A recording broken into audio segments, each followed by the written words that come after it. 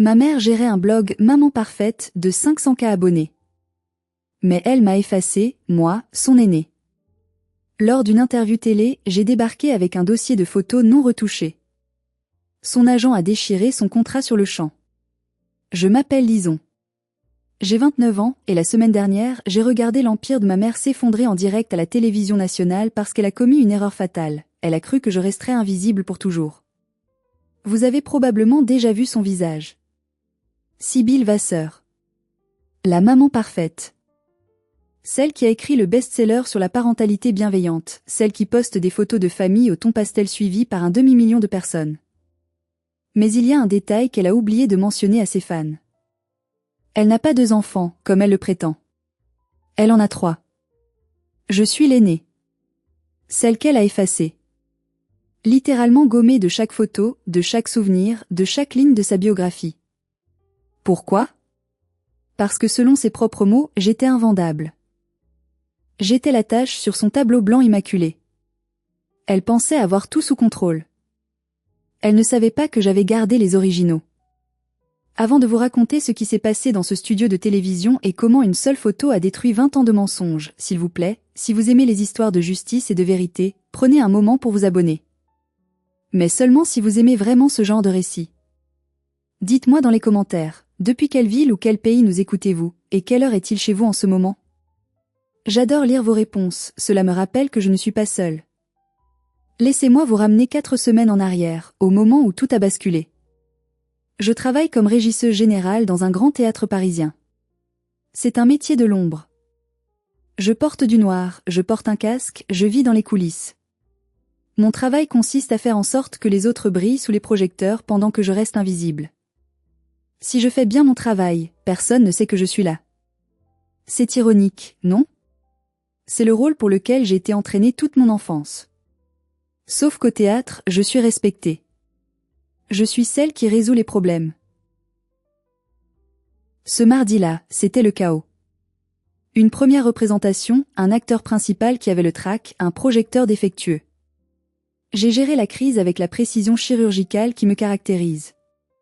Une fois le rideau tombé et les applaudissements éteints, je me suis réfugiée dans ma loge technique pour boire un café tiède. C'est là que j'ai entendu 2 habilleuses discuter. « Tu as vu le nouveau livre de Sybille Vasseur ?» demandait l'une d'elles, les yeux brillants. L'art d'aimer. C'est tellement inspirant. Elle parle de résilience, de comment elle a surmonté les épreuves pour construire cette famille idéale. Mon sang s'est glacé. Sybille Vasseur. Ma mère. Je n'avais pas prononcé ce nom à voix haute depuis 5 ans. J'ai posé ma tasse, les mains tremblantes, et j'ai sorti mon téléphone. J'ai tapé son nom. Les résultats ont inondé mon écran. Articles de presse, interviews, posts Instagram sponsorisés. Elle était partout. Sybille Vasseur révèle le secret de son bonheur familial dans son ouvrage le plus intime. J'ai cliqué sur le lien de précommande. La couverture était sublime, je dois l'admettre. Une photo prise sur une plage de l'île de Ré. Ma mère, vêtue de lin blanc, souriant avec cette douceur qu'elle réservait exclusivement aux objectifs. À ses côtés, mon père, Amaury, l'air protecteur. Et devant eux, mes frères et sœurs, Victoire, 22 ans, radieuse, et Marceau, 19 ans, le regard poétique. L'image même de la réussite bourgeoise. Pas une seule trace de moi. Pas une ombre. J'ai fait défiler l'écran jusqu'à l'extrait gratuit. La dédicace. À Victoire et Marceau, mes 2 soleils qui sont arrivés après la tempête. Et à mon petit ange, parti trop tôt, qui veille sur nous depuis les étoiles. Ton absence m'a appris la valeur de la présence. J'ai relu la phrase 3 fois. Mon petit ange, parti trop tôt. J'ai senti une nausée violente monter en moi. Elle ne s'était pas contentée de m'ignorer. Elle ne s'était pas contentée de me renier. Elle m'avait tuée. Elle avait inventé une histoire de fausse couche ou de mort infantile pour justifier mon absence et, pire encore, pour susciter la pitié. Elle utilisait ma mort fictive pour vendre des livres. Je me suis regardée dans le miroir de la loge. J'ai touché la cicatrice fine au-dessus de mon sourcil gauche, souvenir d'une chute à vélo qu'elle n'avait pas jugé nécessaire de faire soigner par un médecin parce que ça coûtait trop cher à l'époque. J'étais bien vivante. Je respirais. J'avais un travail, un appartement, une vie. Mais pour le monde entier, pour les 500 000 personnes qui buvaient ces paroles, j'étais un fantôme.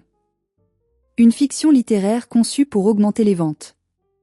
La colère a remplacé la nausée. Pas une colère chaude et explosive, non. La colère froide, méthodique, celle d'un régisseur qui réalise que le décor est en train de s'effondrer et qu'il va falloir tout reconstruire. Ou tout brûler. J'ai fermé mon téléphone. Le spectacle était terminé pour ce soir, mais le vrai drame ne faisait que commencer. Je suis rentrée chez moi, dans mon appartement du 11e arrondissement. C'est un petit 2 pièces que j'ai payé avec mon propre argent, chaque centime gagné à la sueur de mon front, sans jamais demander 1 euro à ceux qui m'ont mise au monde. L'endroit est à mon image, ordonné, fonctionnel, un peu sombre. Je suis allée directement dans ma chambre et je me suis agenouillée pour tirer une boîte en carton de sous mon lit. Je l'appelle la boîte noire. Comme dans les avions.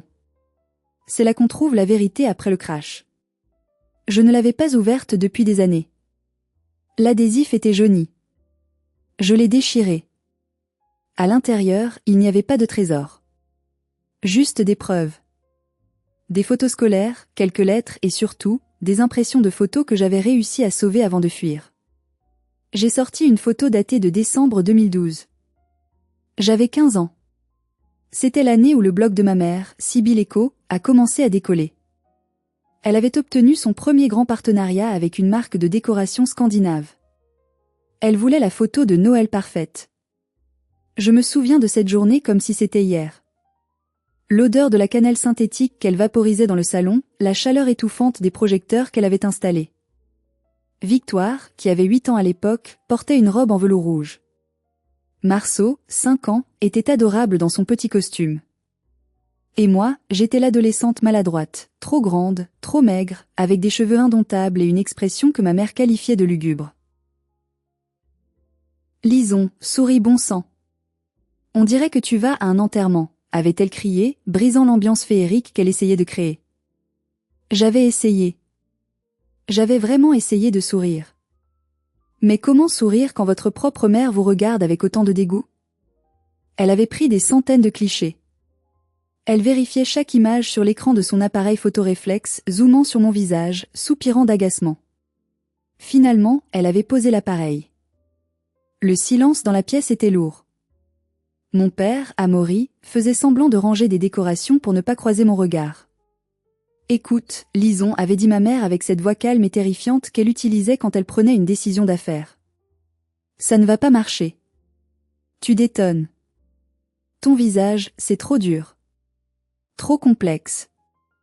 Les gens veulent du rêve, de la douceur. Tu casses l'harmonie. » Elle s'était approchée de moi, avait lissé mon pull avec une fausse tendresse, et avait prononcé le mot qui allait me hanter pour le reste de ma vie. « Tu es invendable, ma chérie. Tu n'es pas marquetable. Invendable. Comme un fruit pourri au supermarché. Comme un vêtement avec un défaut de fabrication. » Elle avait sorti un billet de 50 € de sa poche, une fortune pour nous à l'époque, car nous n'étions pas encore riches. « Tiens. Va au cinéma. Va faire un tour. Reviens quand il fera nuit. Nous allons refaire les photos juste avec Victoire et Marceau. » J'avais pris le billet. Je n'avais rien dit. Je suis sortie dans le froid de décembre, sans manteau, et j'ai marché pendant des heures. Ce soir-là, quand je suis rentrée, la photo était déjà sur Facebook. Elle était parfaite. Maman, papa, Victoire, Marceau. Une famille unie, heureuse, baignée de lumière dorée. En légende, le plus beau cadeau, c'est d'être tous ensemble. Ma famille, ma vie. J'ai regardé cette photo imprimée que je tenais maintenant dans mes mains d'adulte. J'ai vu la version originale, celle que j'avais volée dans la carte mémoire de l'appareil avant de partir. J'étais là, sur le côté gauche. Mon sourire était timide, un peu triste, mais il était là. Et sur la version publiée, j'avais été coupée. Croppée. Le cadrage s'arrêtait juste à mon épaule. J'étais devenu un déchet numérique.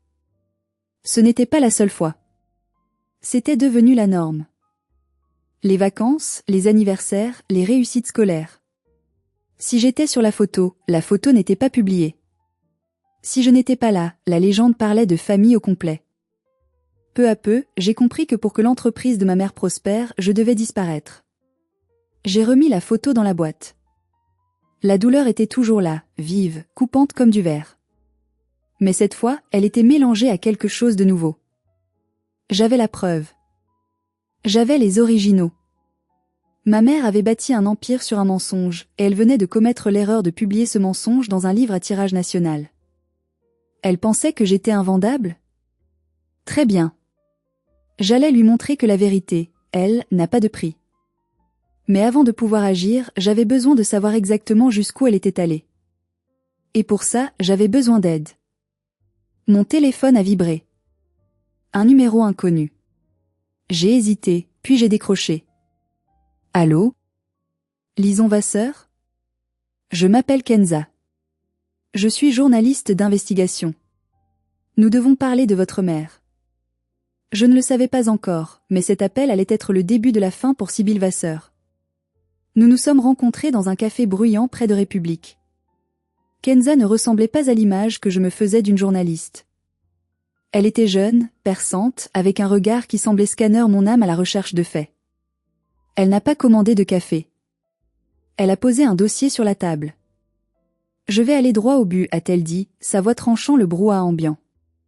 Je travaille sur une série d'articles concernant les dérives des influenceurs parentaux. Les fake gourous. Votre mère est en haut de ma liste. J'ai croisé les bras, sur la défensive. Pourquoi moi ? Je n'ai aucun contact avec elle. C'est justement pour ça, a rétorqué Kenza. Elle a ouvert le dossier et a glissé une feuille vers moi. C'était une copie de mon acte de naissance, récupérée à la mairie de Nantes. Sybille Vasseur prétend avoir 2 enfants. L'état civil dit qu'elle en a 3. Vous êtes le secret le mieux gardé de l'industrie de l'influence française.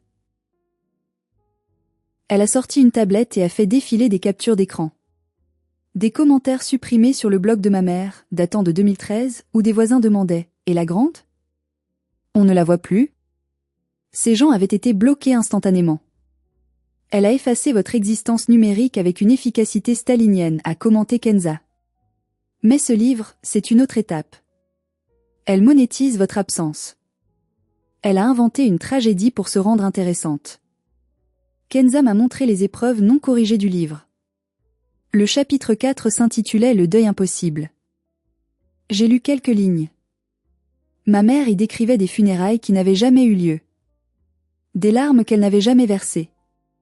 Elle décrivait comment elle avait tenu sa petite main froide pour lui dire adieu. J'ai senti les larmes me monter aux yeux, non pas de tristesse, mais de rage pure. Elle avait volé mon existence, et maintenant elle volait ma mort. Elle transformait ma vie, ma douleur réelle d'enfant rejeté, en un produit marketing glamour. Pourquoi me montrez-vous ça ? Ai-je demandé, la voix rauque. Parce que son livre sort dans 2 semaines.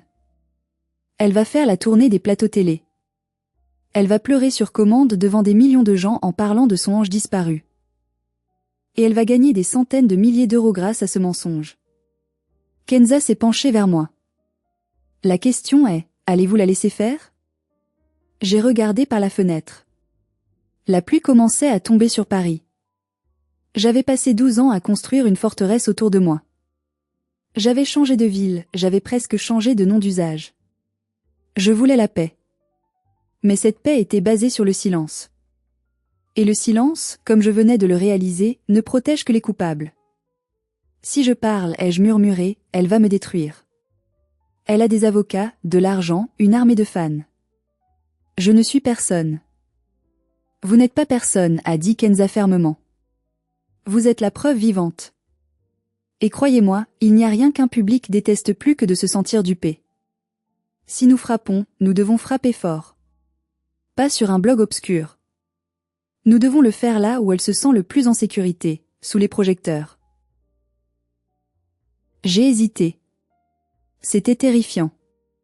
Affronter ma mère, c'était affronter le monstre qui vivait sous mon lit depuis 20 ans. C'était risquer d'être traitée de menteuse, de folle, de jalouse. Je veux faire une pause ici et vous poser une question, à vous qui m'écoutez. Imaginez que vous êtes à ma place. Votre propre mère vous a non seulement abandonné, mais elle utilise votre mort fictive pour devenir riche et célèbre. Elle vend votre douleur. Est-ce que vous resteriez caché pour protéger votre nouvelle vie tranquille? Ou est-ce que vous risqueriez tout pour faire éclater la vérité, même si cela signifie détruire votre propre famille? Dites-moi ce que vous feriez dans les commentaires. J'ai vraiment besoin de savoir si j'ai pris la bonne décision. J'ai regardé Kenza dans les yeux. J'ai pensé à la petite fille de 15 ans avec son billet de 50 €, errant seule dans le froid de Noël. Elle méritait d'être défendue. Je ne veux pas juste qu'elle soit démasquée, ai-je dit. Je veux qu'elle comprenne ce que ça fait d'être effacée. Kenza a souri, un sourire de prédatrice. Alors, j'ai un plan. Mais avant de mettre ce plan à exécution, il me restait une chose à faire. Une dernière vérification. Je devais appeler mon père. Je n'avais pas composé le numéro de la maison familiale depuis 5 ans. Mes mains tremblaient tellement que j'ai failli faire tomber mon téléphone. J'ai espéré tomber sur le répondeur, mais après 2 sonneries, il a décroché. Allô? La voix d'Amaury. Mon père. Elle était plus âgée, plus fatiguée que dans mes souvenirs. C'est Lison, ai-je dit. Un silence lourd, épais, s'est installé à l'autre bout de la ligne. J'entendais presque sa respiration se bloquer. Lison. Il a chuchoté. Pourquoi chuchotait-il? Tout va bien? Non, papa. Tout ne va pas bien. J'ai vu le livre. J'ai vu ce que maman a écrit. J'ai entendu un bruit de fond, comme s'il fermait une porte précipitamment. Il se cachait. Il se cachait de sa propre femme pour parler à sa fille. Écoute, ma chérie, c'est compliqué, a-t-il commencé, sa voix toujours basse. Ta mère, elle est sous une pression énorme avec l'éditeur. Il voulait une histoire forte. Un angle émotionnel. Un angle émotionnel. J'ai failli crier, mais j'ai gardé ma voix froide, contrôlée. Elle a écrit que je suis morte, papa. Que je suis morte à la naissance. Tu as lu ça? Tu as laissé faire ça? C'est une métaphore, lisons. Une métaphore littéraire sur la perte du lien. Ne te fous pas de moi. C'est un mensonge. Elle vend ma mort pour acheter votre nouvelle maison de vacances à l'île de Ré. Il y a eu un autre silence. Plus long cette fois. J'avais touché juste. Je savais qu'ils avaient acheté cette villa l'année dernière. Je suivais les comptes Instagram de décoration qui en parlaient. Lisons, s'il te plaît, a-t-il supplié, et j'ai entendu la faiblesse pathétique dans sa voix. Ce contrat, c'est 100 000 €. Plus les droits d'adaptation. Nous avons des dettes. Les études de Victoire, l'école de commerce. Ta mère a travaillé dur pour ça. Tu as ta vie à Paris, tu ne manques de rien. Pourquoi venir gâcher ça maintenant? Personne ne fera le lien avec toi. Tu as changé, tu ne portes même plus notre nom sur tes réseaux sociaux. Les larmes que je retenais ont séché instantanément. C'était comme si une couche de glace recouvrait mon cœur. Donc, c'est ça mon prix? Ai-je demandé doucement. 100 000 €? C'est le prix pour lequel tu as accepté de vendre ta fille aînée? Ce n'est pas ce que je voulais dire. Tu sais ce qui est le pire, papa? Ce n'est pas sa méchanceté à elle. On sait tous qu'elle est narcissique. Le pire, c'est à l'acheter à toi. Tu as vu tout ça. Tu as vu comment elle me traitait. Tu as vu comment elle me coupait des photos. Et tu n'as rien dit. Tu as choisi ton confort plutôt que ta fille. Je ne pouvais pas. Si, tu pouvais. Tu as juste choisi de ne pas le faire. Dis à maman que son ange lui passe le bonjour. J'ai raccroché avant qu'il ne puisse répondre. Je me suis sentie vide, mais aussi étrangement libérée. Le dernier lien affectif qui me retenait venait de se rompre. Je n'avais plus de père. Je n'avais plus de mère. Je n'avais plus rien à perdre. Et une personne qui n'a rien à perdre est la personne la plus dangereuse au monde. J'ai rappelé Kenza. C'est bon, ai-je dit. On le fait. Mais j'ai besoin de munitions. Des munitions lourdes. Je sais où en trouver, a répondu Kenza. Tu te souviens de ta tante Muriel? Muriel. La sœur de mon père. La brebis galeuse de la famille. Celle qui vivait dans un HLM en banlieue, qui fumait des cigarettes roulées et qui riait trop fort. Ma mère l'avait bannie de notre maison quand j'avais 10 ans parce qu'elle faisait tache dans le décor. Je ne l'avais pas vue depuis des années. Pourquoi Muriel? Parce qu'elle a gardé quelque chose que ta mère a oublié. Elle a les archives. Je ne savais pas encore ce que cela signifiait, mais je sentais que la clé de ma vengeance se trouvait quelque part dans le passé, dans les souvenirs d'une femme que tout le monde avait méprisée. Je suis allée voir tante Muriel le lendemain. Elle habitait toujours dans le même petit pavillon en banlieue ouvrière, avec son jardin en friche et ses chats qui dormaient sur le perron. Quand elle a ouvert la porte, elle m'a reconnue tout de suite, malgré les années. Bon sang, Lison, a-t-elle soufflé, sa cigarette manquant de tomber de ses lèvres. Tu ressembles à ton grand-père. Entre vite.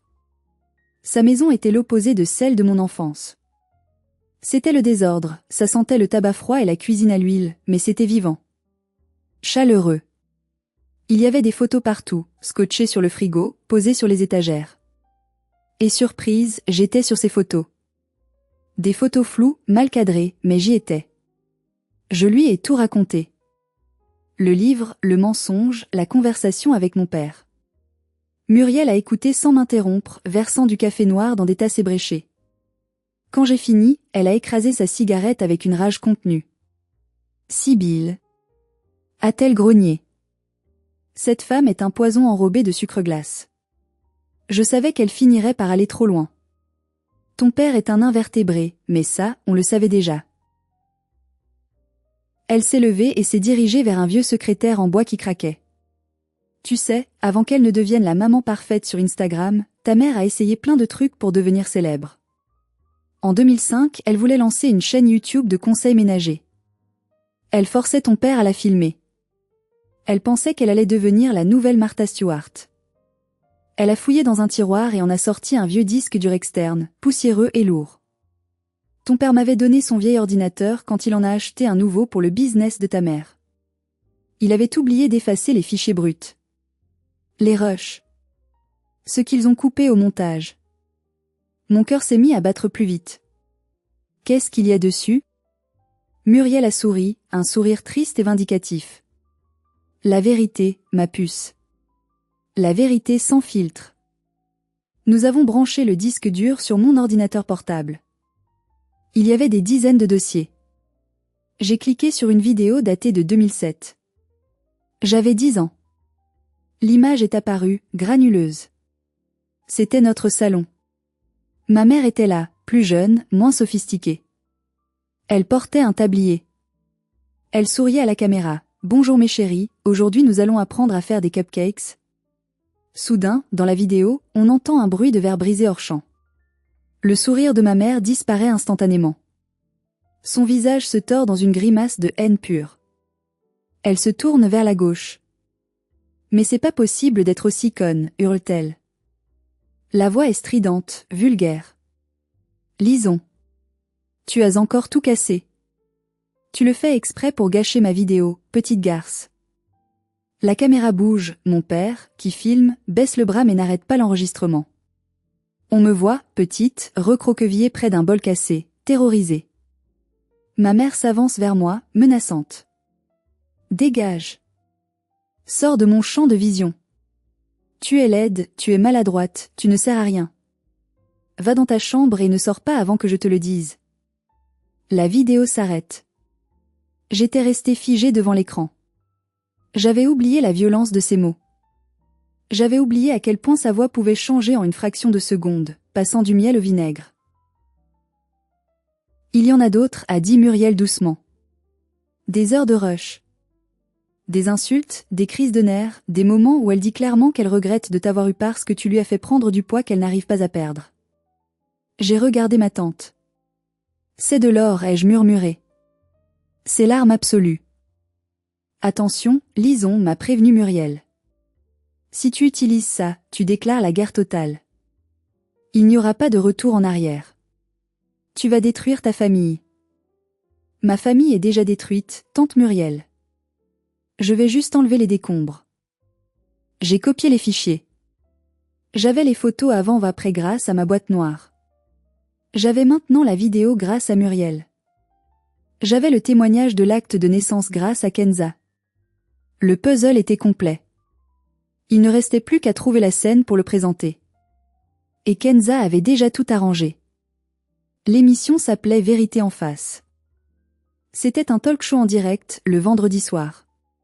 Très populaire. Ma mère y était l'invitée d'honneur pour le lancement de son livre. C'était le moment de mettre à profit mes compétences professionnelles. Je suis régisseuse. Je sais comment fonctionne un plateau télé. Je sais que tout repose sur le timing, la lumière et le son. Et ce vendredi soir, j'allais diriger le spectacle de ma vie. Les jours qui ont précédé l'émission ont été une frénésie de préparation froide et calculée. Je ne dormais presque plus, mais je n'étais pas fatiguée. J'étais alimentée par l'adrénaline. Kenza avait joué son rôle à la perfection. En tant que journaliste amie, elle avait suggéré à la production de l'émission de préparer une surprise pour Sybille. Elle leur avait dit qu'elle avait retrouvé une ancienne voisine qui voulait témoigner de la bonté de Sybille. La production, avide de moments émouvants, avait mordu à l'hameçon. Ils adoraient faire pleurer les invités. Ils ne savaient pas qu'ils allaient avoir des larmes, mais pas celles qu'ils attendaient. De mon côté, j'ai activé mon réseau. J'ai appelé Jérôme, un ancien collègue qui travaillait maintenant à la régie vidéo de la chaîne. Je ne lui ai pas tout dit, juste que je voulais faire une blague à un ami et que j'avais besoin qu'il soit prêt à basculer la source vidéo sur mon signal à un moment précis. Jérôme me devait une faveur depuis que je l'avais couvert sur une grosse erreur il y a 2 ans. Il a accepté sans poser de questions. Tant que je ne perds pas mon job, lisons. T'inquiète pas, ça va faire de l'audience, lui ai-je promis. J'ai préparé ma tenue. C'était crucial. Ma mère avait construit son image sur des tons neutres, beige, crème, blanc cassé, gris perle. C'était sa signature visuelle. L'innocence, la pureté, le calme. Je suis allée dans une boutique vintage et j'ai acheté une robe. Rouge. Pas n'importe quel rouge. Rouge carmin. Vif, sanglant, agressif. Une couleur qui hurle. Une couleur qui ne peut pas être ignorée. Une couleur qui tranche violemment avec le beige. Je me suis regardée dans la glace. Avec mes cheveux noirs, ma peau pâle et cette robe rouge, je ressemblais à une vengeance incarnée. Je n'étais plus la petite fille maladroite. J'étais une femme forte. Le vendredi soir est arrivé. J'ai pris un taxi pour les studios de la Plaine Saint-Denis. J'avais mon dossier sous le bras et une clé USB dans ma poche. À l'entrée, mon nom n'était pas sur la liste des invités VIP, mais sur la liste technique, grâce à mes contacts. Je suis entrée par l'arrière. L'odeur familière des studios, poussière chaude, câbles électriques, lac pour cheveux m'a calmée. C'était mon territoire. J'ai retrouvé Kenza dans un couloir sombre. Elle était pâle. « Tu es sûre de toi ?» m'a-t-elle demandé. « Une fois que tu montes sur ce plateau, ta vie privée est finie. Tout le monde saura qui tu es. » Je n'ai plus rien à cacher, Kenza. C'est elle qui a des secrets. Nous avons regardé un moniteur de contrôle. L'émission commençait. Le générique a retenti. Les applaudissements ont éclaté. Et là, je l'ai vue. Ma mère.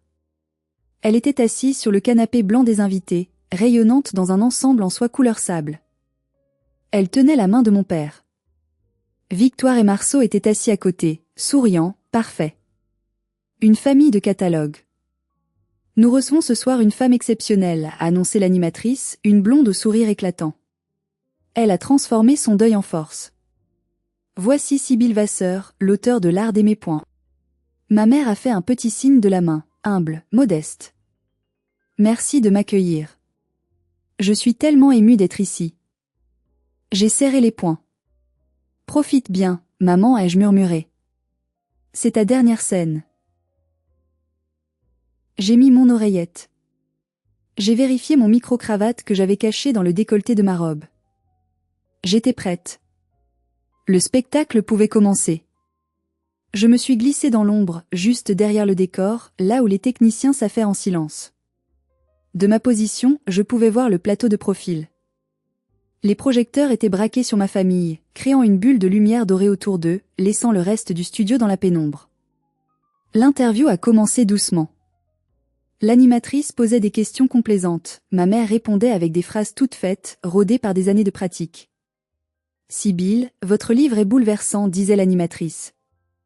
Vous parlez avec une honnêteté rare de la perte de votre premier enfant. Comment avez-vous trouvé la force de continuer? Sibylle a pris une pause mélancolique, baissant les yeux juste assez pour que Cécile projette une ombre sur ses joues. C'était du grand article. C'est une douleur qui ne s'efface jamais vraiment, a-t-elle dit, sa voix tremblant légèrement. Une performance digne d'un César. Chaque Noël, il y a un vide à table. J'imagine ce qu'elle serait devenue. Mon petit ange. Je pense qu'elle nous regarde de là-haut et qu'elle est fière de la famille que nous avons construite. J'ai failli vomir. Fière. Elle osait dire que j'étais fière. L'animatrice s'est tournée vers mon père. Et vous, Amaury? Comment soutenez-vous votre femme? Mon père a raclé sa gorge. Il avait l'air mal à l'aise, son regard fuyant vers le sol. Sibylle, le pilier de cette maison. Elle porte tout. Je ne fais que la suivre. Lâche. Jusqu'au bout. Puis, la caméra s'est tournée vers mes frères et sœurs. Victoire, Marceau, est-ce que c'est difficile de grandir avec l'ombre de cette sœur que vous n'avez jamais connue? Victoire a souri, un sourire figé. Maman nous en parle souvent. On a l'impression qu'elle est là, avec nous. C'était insupportable. Ils participaient tous à cette mascarade. Victoire savait que j'existais. Elle m'avait vu partir quand elle avait 10 ans. Elle avait choisi d'oublier pour préserver son confort. L'animatrice a repris la parole, son ton devenant plus confidentiel. Sibylle, vous dites dans votre livre que la transparence est la clé de l'éducation. Que vous ne cachez rien à vos enfants, ni à votre audience. Est-ce vrai? C'était le signal. La question piège que Kenza avait suggérée à la production, sous prétexte de montrer l'intégrité de Sibylle. Ma mère a redressé la tête, confiante. Absolument. Ma vie est un livre ouvert. Je n'ai aucun secret. C'est pour ça que ma communauté me fait confiance. Dans l'oreillette, j'ai entendu le réalisateur dire « Ok, préparez la surprise. » Caméra 3 sur l'entrée publique. C'était mon tour. J'ai pris une grande inspiration. J'ai pensé à la petite fille de la vidéo, celle qu'on traitait de conne et de laide. Je l'ai prise par la main mentalement. On y va. On va leur montrer qui on est. J'ai fait un signe à Jérôme en régie. Il a levé le pouce. Je suis sortie de l'ombre. Je n'ai pas marché timidement. J'ai marché avec l'assurance d'une régisseuse qui vient régler un problème technique majeur. Mes talons claquaient sur le sol du studio. Ma robe rouge captait toute la lumière, brûlant la rétine au milieu de cet océan de beige. L'animatrice s'est tournée, surprise. Elle s'attendait à une vieille voisine inoffensive. Elle a vu une femme de 29 ans, flamboyante et furieuse. Le public a commencé à murmurer. Qui était-ce? Une fan dérangée? Une partie du spectacle? Je me suis arrêtée à 5 mètres du canapé. Le silence est tombé, lourd, total. Sibylle a levé les yeux. Son sourire s'est figé. J'ai vu la couleur quitter son visage. C'était fascinant à observer. La panique pure a remplacé la sérénité étudiée. Ses yeux se sont écarquillés, sa bouche s'est entr'ouverte sans qu'aucun son ne sorte. Amaury a lâché la main de sa femme. Il s'est enfoncé dans le canapé comme s'il voulait disparaître. J'ai pris le micro que je tenais à la main. Ma voix était claire, calme, amplifiée dans tout le studio et dans des millions de foyers. Bonjour maman. Ton livre ouvert a oublié quelques pages, non? Le chaos a été instantané, mais contenu. C'est la magie du direct. Personne ne savait comment réagir. L'animatrice regardait sa fiche, puis la régie, cherchant des instructions. Les caméramens ont instinctivement houmé sur moi, attirés par le drame. Sibylle s'est levée d'un bond. C'est une erreur, a-t-elle bégayé, sa voix montant dans les aigus. Je ne connais pas cette femme. Sécurité. Où est la sécurité? Elle essayait de reprendre le contrôle, de me faire passer pour une folle. C'était sa stratégie habituelle, nier, attaquer, pathologiser l'adversaire. Je ne l'ai pas laissé faire. J'ai avancé d'un pas. Tu ne me connais pas? Ai-je demandé, un sourire glacial aux lèvres. C'est drôle, parce que tu viens de passer 20 minutes à parler de moi. Je suis ton petit ange. Je suis celle qui est partie trop tôt. Sauf que je ne suis pas partie dans les étoiles, maman. Je suis partie prendre le métro. Un murmure choqué a parcouru le public. L'animatrice a senti le scoop du siècle. Elle a fait un signe à la sécurité de ne pas intervenir. Attendez, a dit l'animatrice. Vous prétendez être la fille de Sybille Vasseur? Celle qui est décédée? Je prétends être sa fille aînée, Lison. Et je suis très vivante. J'ai été effacée, pas enterrée. Sybille tremblait visiblement maintenant. Elle ment. C'est une stalker. Elle est obsédée par ma famille. Regardez-la, elle est instable. Elle s'est tournée vers le public, cherchant du soutien, jouant la victime terrorisée. C'est effrayant, s'il vous plaît, faites-la sortir. Victoire pleurait, de vraies larmes cette fois, de panique. Marceau regardait ses chaussures, rouges de honte. Instable, ai-je répété. Tu as toujours dit que j'étais trop sombre, trop difficile, invendable. C'est pour ça que tu m'as coupé de toutes les photos, n'est-ce pas? Parce que je ne collais pas à ton esthétique beige et parfaite. Tu dis n'importe quoi, a crié Sybille, perdant son sang-froid. Tu n'as aucune preuve. C'était exactement ce que j'attendais. Des preuves? J'ai levé mon dossier vers la caméra. J'en ai plein. Mais les images parlent plus fort que les mots. J'ai regardé droit dans l'objectif de la caméra principale. Régie, s'il vous plaît. Jérôme a lancé la séquence. L'écran géant derrière le canapé des invités a changé. L'image bucolique de la couverture du livre a disparu. À la place, 2 photos sont apparues côte à côte. À gauche, la photo célèbre du blog Noël 2012. La famille parfaite de 4 personnes. À droite, la photo originale. Moi, Lison, 15 ans, debout à gauche, l'air triste, tenant un sac poubelle que ma mère m'avait demandé de sortir juste avant le clic. Le public a halté. La superposition était parfaite. On voyait clairement la ligne de coupure. On voyait le bras de mon père qui avait été retouché pour cacher mon épaule. Ce n'est que du Photoshop, a hurlé Sybille, mais sa voix manquait de conviction. N'importe qui peut truquer une photo. Et ça, ai-je continué. Est-ce qu'on peut truquer ça? La vidéo a changé. C'était le fichier de tante Muriel. Le son a explosé dans le studio. La voix stridente de Sybille, jeune et furieuse, dégage. Sors de mon champ de vision. Tu es laide, tu es maladroite, tu ne sers à rien. Tu me fais honte. Sur l'écran géant, on voyait le visage déformé par la haine de la maman parfaite hurlant sur une enfant terrorisée. Le contraste avec la femme élégante et douce assise sur le plateau était si violent que c'en était physique. Sybille s'est assise brutalement, comme si on lui avait coupé les jambes. Elle a porté les mains à sa bouche. Il n'y avait plus de déni possible. Sa voix, son visage, sa cruauté étaient exposés en haute définition devant la France entière. Amaury a caché son visage dans ses mains. J'ai baissé mon micro, juste assez pour que ma voix reste audible mais intime. Tu as dit que j'étais invendable, maman. Tu avais raison. Je ne suis pas un produit. Je suis une personne. Et la vérité sur ce que tu m'as fait, ça, tu ne peux pas l'acheter. Tu ne peux pas le retoucher. Et tu ne peux pas l'effacer. Le silence dans le studio était assourdissant. Personne ne bougeait. Même les techniciens avaient arrêté de respirer. C'était la mort d'une idole en direct.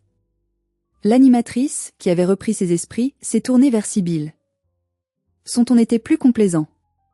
Il était glacial, journalistique. Sybille, avez-vous une explication? Est-ce votre fille sur cette vidéo? Sybille a ouvert la bouche, puis l'a refermée. Elle a regardé autour d'elle, cherchant une issue, un allié. Elle a regardé son mari, qui refusait de lever la tête.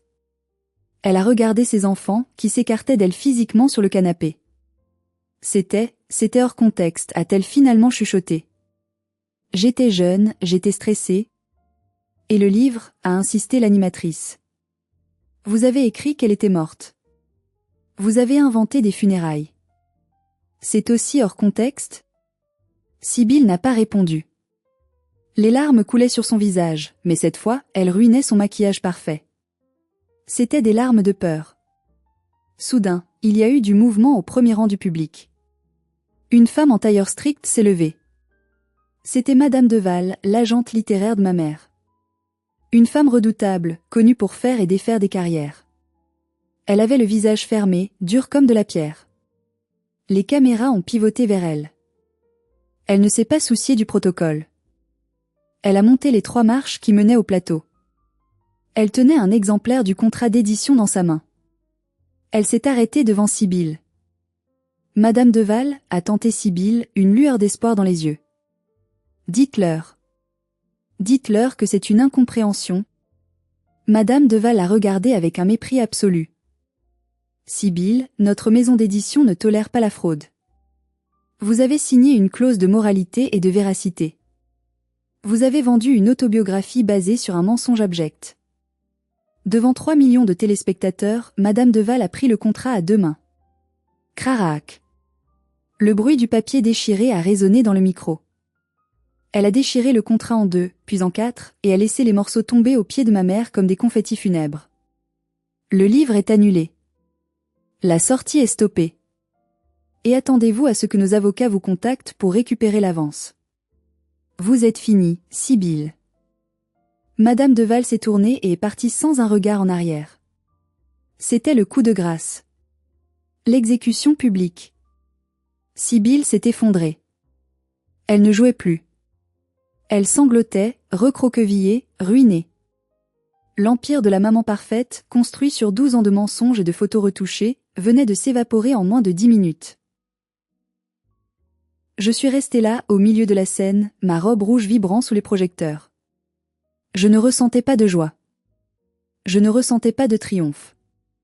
Je ressentais juste un immense soulagement. Le poids que je portais depuis mon adolescence venait de disparaître. Je n'étais plus invisible. J'avais repris mon existence. L'animatrice a rendu l'antenne précipitamment. C'est tout pour ce soir. Merci de nous avoir suivis. Dès que le signal OFFR s'est allumé, le plateau est devenu une fourmilière. Les techniciens couraient, les producteurs criaient. Mon frère, Marceau, s'est levé. Il a regardé sa mère en pleurs, puis il a regardé vers moi. Il a hésité une seconde, puis il a traversé le plateau. Il est venu vers moi. Il était plus grand que dans mes souvenirs. Il avait les yeux rouges. Lison, a-t-il dit doucement. Salut, Marceau. Il m'a prise dans ses bras. C'était une étreinte maladroite, désespérée. Je suis désolé, a-t-il murmuré contre mes cheveux. Je savais qu'il manquait quelqu'un. Je suis désolé d'avoir été un lâche. Tu n'étais qu'un enfant, Marceau. Ce n'est pas ta faute. J'ai regardé par-dessus son épaule. Victoire était toujours assise, figée, regardant le vide. Ma mère était entourée par des assistants qui essayaient de la faire sortir par l'arrière. Mon père était assis seul, la tête dans les mains. J'avais détruit ma famille. Mais comme l'avait dit tante Muriel, j'avais surtout nettoyé les décombres. Les semaines qui ont suivi ont été un tourbillon. Si vous pensiez que le drame s'arrêterait à la fin de l'émission, vous vous trompez. C'était juste le début de la chute libre. L'extrait de l'émission est devenu viral en moins d'1 heure. Le hashtag maman toxique et hashtag je suis Lison ont été en tête des tendances Twitter, X, en France pendant 3 jours. Les mêmes comparant le visage angélique de ma mère à son visage hurlant dans la vidéo ont inondé Internet. Les conséquences pour Sibylle ont été immédiates et brutales. Le lendemain matin, tous ses sponsors l'ont lâché. La marque de décoration scandinave, la marque de lait bio, la marque de vêtements pour enfants, tous ont publié des communiqués pour se distancer d'elle. Nous ne soutenons pas ces valeurs, disait-il. C'était l'hypocrisie du business, mais ça m'arrangeait. Son compte Instagram a perdu 300 000 abonnés en 48 heures avant qu'elle ne le passe en privé, puis qu'elle le désactive complètement. Les commentaires étaient devenus un tribunal populaire. Les gens ne pardonnaient pas le mensonge sur la mort d'un enfant. C'était la ligne rouge. Mais le coup le plus dur est venu de la justice. Des associations de protection de l'enfance ont porté plainte pour violences psychologiques se basant sur les vidéos. Une enquête a été ouverte. Et ma famille ? Mon père, Amaury, a essayé de m'appeler. Une fois. J'ai écouté son message vocal. Il pleurait. Il disait qu'ils allaient perdre la maison de l'île de Ré, qu'ils étaient ruinés, que les avocats de l'éditeur réclamaient 50 000 € d'avance. Il me demandait si je pouvais les aider, ou au moins parler à la presse pour calmer le jeu. J'ai ri. Un rire sec, sans joie. Il ne s'excusait pas de m'avoir abandonné.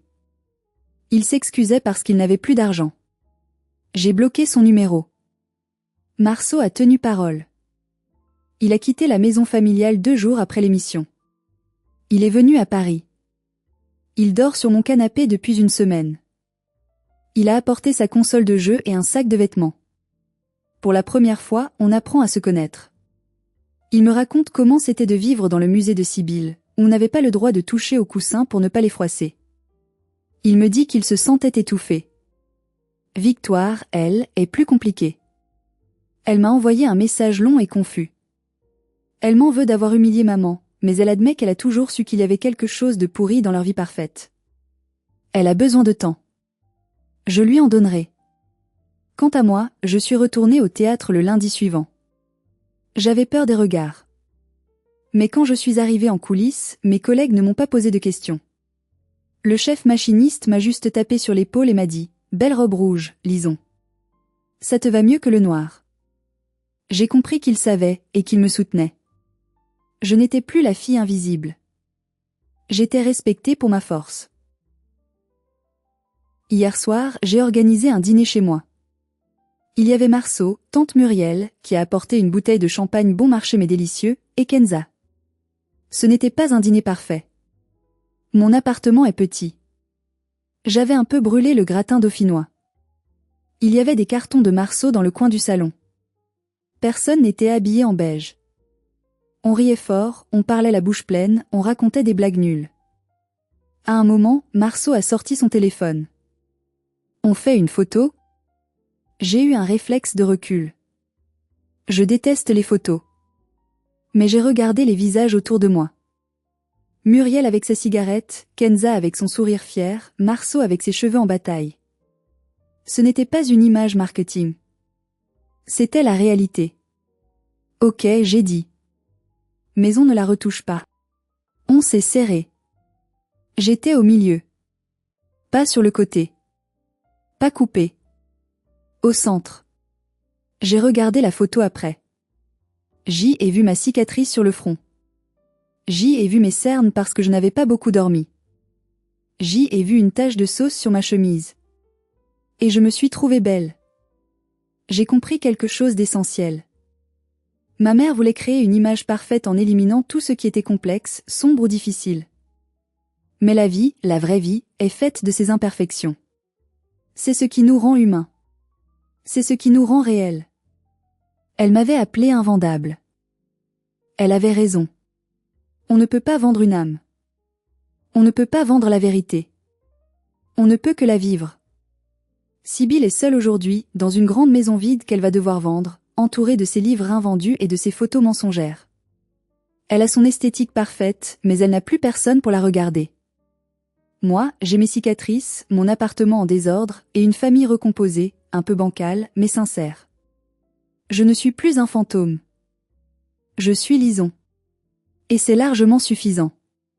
Voilà mon histoire. C'est l'histoire de la fille qui a refusé d'être effacée. Je sais que beaucoup d'entre vous ont peut-être vécu des choses similaires. Peut-être pas à la télévision nationale, peut-être pas avec une mère influenceuse, mais le sentiment est le même. Le sentiment de ne pas être assez bien. D'être le mouton noir. D'être celui ou celle qu'on cache. Je veux vous dire une chose, ce n'est pas votre faute. Vous n'êtes pas défectueux.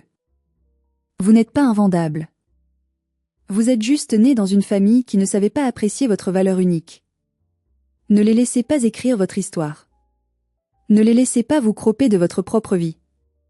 Vous avez le droit d'exister, avec vos défauts, vos colères, vos cicatrices. Vous avez le droit de prendre la lumière. J'ai fait un choix difficile. J'ai choisi la vérité brutale plutôt que la paix mensongère. Certains diront que c'était une vengeance cruelle. D'autres diront que c'était de la justice. Et vous, qu'en pensez-vous ? J'ai vraiment besoin de lire vos avis. Ai-je raison de détruire la carrière de ma mère pour récupérer mon identité? Ou aurais-je dû pardonner et passer à autre chose? Si cette histoire vous a touché, s'il vous plaît, mettez un j'aime sur cette vidéo. Ça aide énormément la chaîne et ça permet à mon histoire d'être entendue par d'autres moutons noirs qui ont besoin de courage. Abonnez-vous et activez la cloche pour ne pas rater les prochaines histoires. Et surtout, partagez votre propre histoire dans les commentaires. Je lirai chacun d'entre vous. Nous ne sommes plus invisibles. Nous sommes légion. Prenez soin de vous. Et n'oubliez pas, soyez l'original, jamais la copie retouchée. À bientôt.